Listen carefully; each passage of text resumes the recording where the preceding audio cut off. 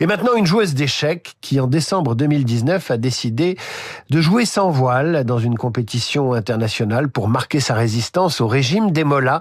Cela lui a valu d'être exclue de l'équipe de son pays. 4 ans plus tard, elle devient championne de France. Aujourd'hui, elle publie La joueuse d'échecs chez Albin Michel.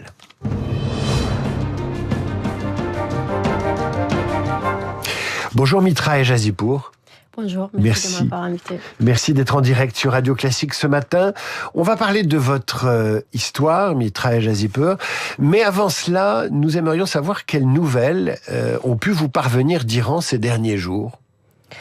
Effectivement, quand il y avait une nouvelle vague de protestation à partir du 28 décembre, on a vu les vidéos, les images qui sortent du pays, les sacs noirs, les corps et aussi les montagnes de corps dans les camionnettes, les familles qui cherchent leurs proches. Et aussi, il y a des milliers de victimes. On parle de plus de 30 000 Iraniens qui sont tués par le régime. Ils tirent même, ils ciblent même les enfants. On voit les vidéos accablantes qu'ils ont ciblé les enfants. Donc c'est un régime criminel. Et ils ont coupé toutes les voies de communication et l'Internet pendant 10 jours. Donc c'était très difficile de communiquer avec à l'intérieur du pays. Mais j'ai pu quand même, hier j'ai réussi à avoir des nouvelles et ma famille, mes proches, ils vont bien. Votre famille et vos proches vont bien. Sur la réaction de l'Europe et de l'Occident à ce qui se passe en Iran, ce qui s'est passé ces derniers jours, vous estimez que cette réaction a été à la hauteur ? Je pense qu'au début des protestations, on ne parlait pas beaucoup, au moins dans les médias français.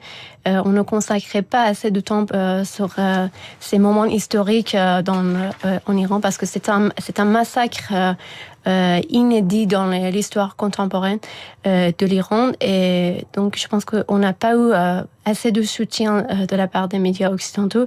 Et je trouve que moi, en tant que Française, j'attends de la France, qui est une puissance mondiale, de prendre une position plus effective, au-delà des soutiens verbal, de reconnaître Reza Pahlavi, par exemple, comme la figure principale de l'opposition, ou par exemple renvoyer les diplomates iraniens, parce qu'ils font partie de ce régime criminel qui sont en train de massacrer les gens.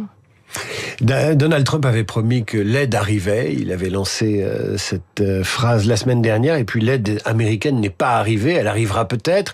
Est-ce que vous avez été déçu par l'attitude américaine ? Je pense que les menaces de Trump avaient un impact au début. Le régime iranien a déclaré qu'ils ont arrêté les exécutions temporairement, mais après on a vu que non, leur machine de terreur ne s'arrête jamais et qu'il y a des milliers des gens des Iraniens qui sont en attente d'être exécutés.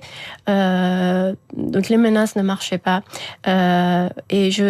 Oui, on a vu que Trump a dit que l'aide était en route et le peuple iranien sont en attente de cette aide et on voit les vidéos, les images qui sortent qu'il demande de l'aide. Monsieur Trump, aidez-nous. Et je pense qu'avec ce massacre, avec des manus, c'est très difficile de faire tomber ce régime. Donc, nous avons besoin d'une action immédiate de la part des forces étrangères. Et il faut savoir que ce régime a déjà occupé l'Iran. Et nous, les Iraniens, nous pensons que ce régime, c'est déjà une force étrangère qui a occupé le pays. Ils sont des groupes de terroristes. Donc c'est nécessaire de les débarrasser comme ils sont en train de tuer les gens. Pourquoi vous dites que ce régime est une force étrangère à l'Iran ? Les mollahs sont iraniens, ça ne les rend pas plus légitimes que d'autres, mais ils sont iraniens ? Ils sont en train de tuer leur propre peuple. Et aussi, ça fait 47 ans qu'ils sont en train ils essayent de effacer cette identité nationale iranienne et le remplacer par identité musulmane. Et tout ce qu'ils ont fait, ils ont utilisé les ressources naturelles, financières et tout ce qu'on avait en Iran pour leur intérêt, pour propager leur idéologie. et nous pensons qu'ils sont les étrangers, ils ne sont pas les Iraniens, parce que s'ils étaient les Iraniens, ils pensaient à leur peuple, ils pensaient à la prospérité de l'Iran. Mitra Jazipour, vous êtes iranienne et pour vous, donc, la religion n'est pas le seul ADN de l'Iran. Il y en a bien d'autres et parmi cet ADN, il y a peut-être le jeu d'échecs, qui est un jeu très pratiqué en Iran. L'Iran qui est une fabrique de champions de ce jeu de stratégie ancestrale. Ce qui m'amène à votre histoire, Mitra Jazipour, la joueuse d'échecs. C'est un récit que vous publiez chez Albin Michel. Ça commence par un geste fondateur, si j'ose dire. En décembre 2019, à Moscou, vous jouez une compétition internationale et vous décidez de jouer sans votre voile. Qu'est-ce qui vous traverse l'esprit ce jour-là ? Écoutez, ce geste, en fait, c'était un tournant marquant dans ma vie qui a changé complètement mon destin. Mais il faut savoir que mon histoire n'était pas seulement que sur le voile. C'était, il faut le voir comme un geste politique pour contester. C'est un outil pour contester contre le régime, pour montrer mon opposition. Et dans mon livre également, je parle comment j'ai appris le jeu d'échecs et comment j'ai découvert le jeu d'échecs. Et le jeu d'échecs était toujours le corps de mon histoire. Pour la première fois que j'ai participé dans le tournoi national, j'ai gagné une médaille et j'ai gagné également une valise. Et je rangeais mes rêves dans cette valise. J'avais toujours le rêve de devenir une championne. Je suis devenue une championne d'Asie et par la suite championne d'Iran, championne de France également. Et ce jeu était toujours une source d'inspiration pour moi, surtout face à ce régime absurde qui impose les lois. Mais à partir de quel âge vous vous dites, vous développez une conscience politique, vous vous sentez oppressé, vous vous sentez obligé de porter le voile et vous ressentez la privation de liberté qu'il y a en Iran. À quel moment dans votre adolescence ou dans votre jeunesse cela se cristallise, puisque vous n'êtes pas très vieille, hein, vous avez moins de 35 ans. Très tôt, quand j'avais 6 ans, j'étais obligée de porter le voile. J'ai vu cette... ça s'est arrivé autour de moi. Je voyais que les autres filles, elles étaient obligées de suivre les règles islamiques. À partir du moment où on va à l'école, on est obligé de porter le voile. Mais c'est le moment qu'on perd notre enfance, qu'on a l'impression qu'on est en train de grandir. Mais en grandissant, quand j'ai voyagé beaucoup grâce aux échecs autour du monde entier, j'ai découvert les différentes cultures. Donc, les échecs a ouvert mes yeux et j'ai compris la différence entre l'Iran et les pays démocratiques. Les échecs, c'est aussi un jeu de stratégie. Et je reviens à ma question de départ. En décembre 2019, à Moscou, vous tombez le voile. C'est une décision mûrement réfléchie. C'est un coup d'audace. Vous vous dites, je prends le risque. Est-ce que c'est un geste, ça peut être aussi un geste irréfléchi? Vous êtes consciente de ce que vous faites et du risque que vous prenez pour vous et peut-être aussi pour votre famille? Effectivement, j'étais complètement consciente et j'ai mûrement réfléchi pour prendre cette décision. Ça faisait des années que j'attendais pour le bon moment, mais ce championnat du monde, c'était un championnat important, donc j'étais sûre que mon message peut circuler, que je peux faire passer mon message dans le monde entier. On peut parler des femmes iraniennes et de notre situation en Iran, que nous sommes face à un régime atroce. Aujourd'hui, c'est beaucoup plus évident, mais en 2019, c'était pas si évident.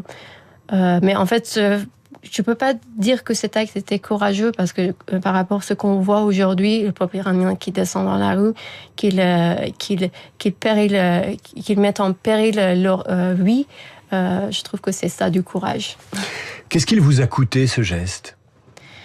Ça m'a coûté toute ma carrière, tout ce que j'ai construit en Iran. J'étais un champion très connu, en Iran, devant 90 millions de personnes. Donc, j'ai dû reconstruire toute ma vie. Mon histoire, c'était, après ce geste, c'était de reconstruire ma vie, de recommencer à zéro et de ne plus retourner en Iran. Voilà. Quelles ont été les représailles? Il y a eu des représailles vis-à-vis de votre famille. Vous l'évoquiez tout à l'heure au début de l'entretien. Vous disiez, ma famille va bien. Est-ce qu'elle a fait l'objet de pression, de violence de la part du régime après ce geste de tomber le voile? Effectivement, ils ont vécu les moments très difficiles. Mais heureusement que c'est bien passé et qu'ils m'ont soutenu quand même malgré toutes les difficultés. Alors vous avez choisi la France, c'est pas le cas d'une de vos consoeurs, Dorsa Derakhshani, qui elle joue aux États-Unis. Elle a tombé le voile un peu avant vous aussi, elle aussi dans une compétition pour protester, et elle a décidé d'aller jouer aux États-Unis. Vous avez choisi la France. Pourquoi vous avez choisi la France?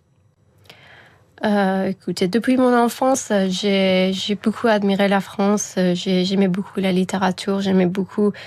Pour moi, la France était un symbole de la liberté, l'émancipation, et aussi je connaissais les valeurs de la France, surtout de la laïcité, ce qui nous manque vraiment en Iran, parce que la religion est tellement mélangée dans tous les aspects de notre vie, et dans l'État et dans le gouvernement, dans le régime.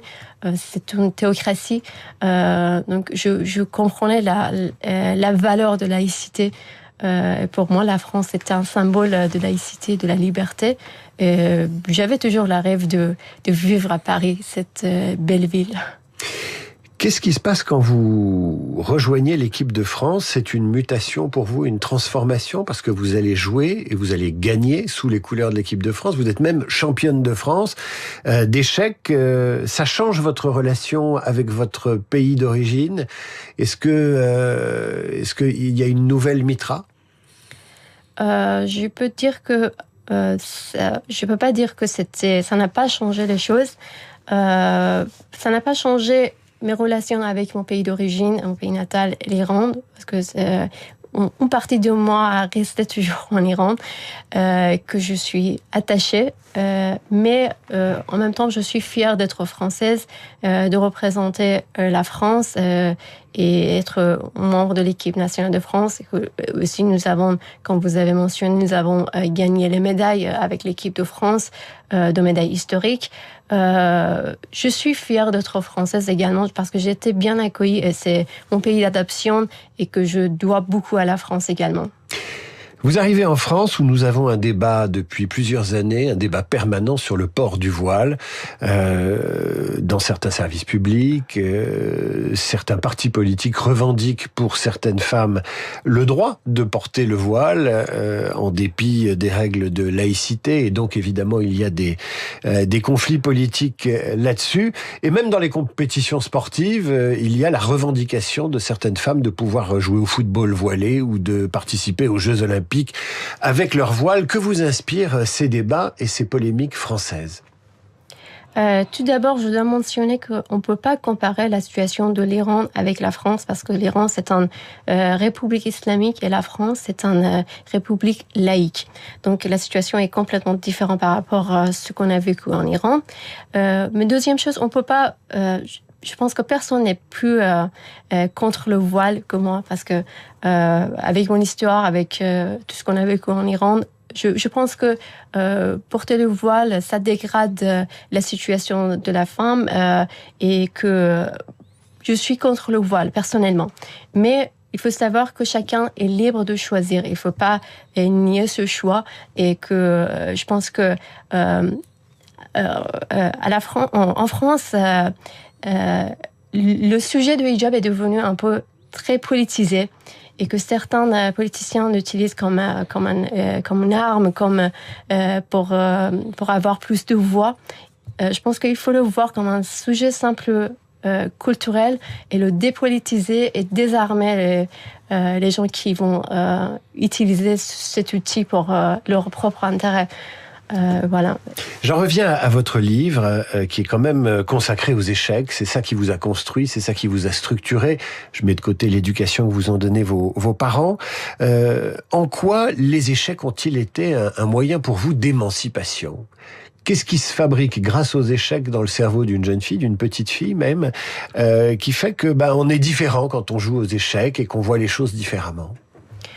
Tout d'abord, le jeu d'échecs se repose sur la logique, sur les raisonnements. Et que grâce au jeu d'échecs, j'ai beaucoup voyagé et ça m'a aidé beaucoup de comprendre les choses au mieux.